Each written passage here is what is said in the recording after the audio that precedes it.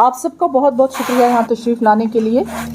जैसे कि आप जानते हैं कि हज पॉलिसी जो है 2023 जो है वो आ चुकी है और इस हवाले से मैंने आपको यहाँ तकलीफ़ दी।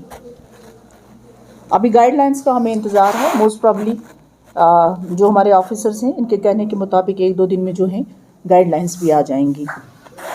कुछ चीज़ों का तो आपको मालूम ही है जिसके लिए हम मिनिस्ट्री को मुबारकबाद पेश करते हैं, क्योंकि जिस पर्पज़ के लिए लोग जाते हैं हज पे वो तो एक अलग ही किस्म का अकीदा रखता है।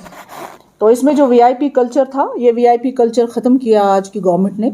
उसके लिए मैं इस स्टेप को अप्रिशिएट करती हूँ। जैसे कोटा होता है, प्राइम मिनिस्टर का होता है, प्रेसिडेंट का होता है, इसी तरह मिनॉरिटी जो मिनिस्टर्स हैं उनका होता है, एमपीज़ का कोटा होता है।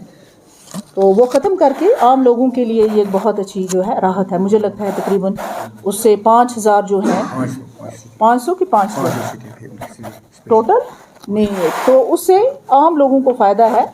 तो ये एक वेलकम स्टेप है, इसके लिए मैं उनको अप्रिशिएट करती हूँ। इससे मज़ीद जहाँ तक जम्मू कश्मीर का है उस हवाले से मैं बात करना चाहूँगी। आप जानते हैं कि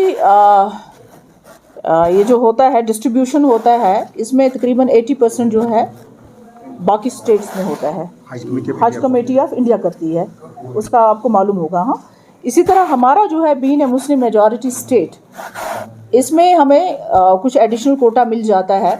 अगर जनरली देखा जाए तो तकरीबन 6,000 तक जाएगा, फिर अगर उसको ऐड किया जाए तो 2,000 तक जाएगा, लेकिन हमें उम्मीद है कि हम 10,000 की फिगर क्रॉस करेंगे इंशाल्लाह इस साल। थोड़ी बहुत चेंजेस हैं इसमें। एक तो ये चेंज है जो इन्होंने नई चीज़ इंट्रोड्यूस की है इस पॉलिसी में। पहले कुछ चीज़ें मैं आपको बता देना चाहूँगी अपने साथियों को कि जब लास्ट टाइम हम मीटिंग के लिए गए थे, जब ऑल ओवर इंडिया से बुलाए गए थे, ये चेयरपर्सन्स और ऑफिसर्स बुलाए गए थे वहाँ पर अपने अपने सजेशंस रखने के लिए, वो मैं आपको बताऊँगी कि हमने क्या सजेशंस रखे। लेकिन जो कुछ तब्दीली थोड़ी बहुत आई है वो मैं आपके साथ शेयर करना चाहूँगी।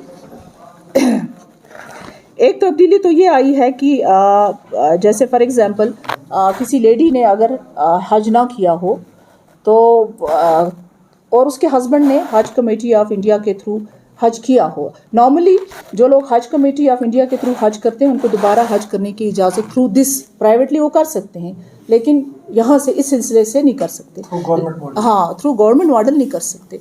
लेकिन अगर वाइफ ने ना किया हो तो उसको हस्बैंड जो है जा सकता है, हस्बैंड या को रिलेटिव जो क्लोज रिलेटिव होगा, यानी या दूर दराज कोई कज़न होगा जो क्लोज रिलेटिव होगा वो जा सकता है, तो महरम जिसको कहते हैं। तो मुझे लगता है कि ये एक बड़ी तब्दीली है, ये इन्होंने किया है, इस चीज़ को रिलैक्स किया हुआ है। वुमन कैन परफॉर्म ए हज अगर वो अकेले भी जाना चाहे। I will come to that point, that's the second point, you no.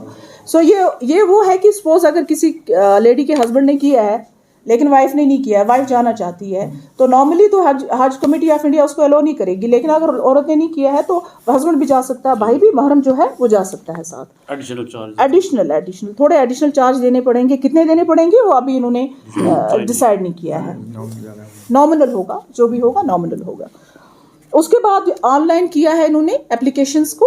आपको पता है पहले जो फीस हुआ करती थी 300 लिया जाता था नॉर्मली, आज इन्होंने फ्री ऑफ कॉस्ट किया है। और आपके थ्रू मैं तमाम लोगों से गुजारिश करती हूँ कि अगर आपको कोई डिफ़िकल्टी होती है ऑनलाइन फॉर्म भरने में तो आप जो है यहाँ से भी कलेक्शन कर सकते हैं, हज हाउस से भी कलेक्ट कर सकते हैं। तो और कोई फ़ीस भरने की ज़रूरत नहीं है आपको। पहले 300 रुपीज़ भरते थे। इसके बाद जैसे पहले जो औरतें थी उनके साथ ज़रूरी था कि कोई मर्द जाए, हस्बैंड भाई जो वो जाए, लेकिन अब 45 साल एज जो है उससे ऊपर अगर औरतें ग्रुप में जाना चाहती हैं तो वो 4 औरतों का ग्रुप जो है वो जा सकता है, एज ग्रुप भी वो जा सकती हैं, तो किसी महरम की ज़रूरत नहीं पड़ेगी। ये एक तब्दीली आई है इसमें। एक वेबसाइट है जो कि यहाँ शेयर करेंगे और मैं अपने ट्विटर पे भी डाल दूँगी, उसमें www.hajcommittee.government.in आप इसे फॉर्म डाउनलोड कर सकते हैं। और याद रखें कि जो तारीख जो है आई थिंक वो 10 तारीख है, लास्ट 10 मार्च। तो इसलिए लोगों को जो है इसमें करना चाहिए। साथ में अगर किसी को पासपोर्ट में कोई प्रॉब्लम आ रही है तो हमारे ऑफिसर्स यहाँ हैं, वो उनकी हेल्प करेंगे उस चीज़ को एक्सपेडाइट करने के लिए।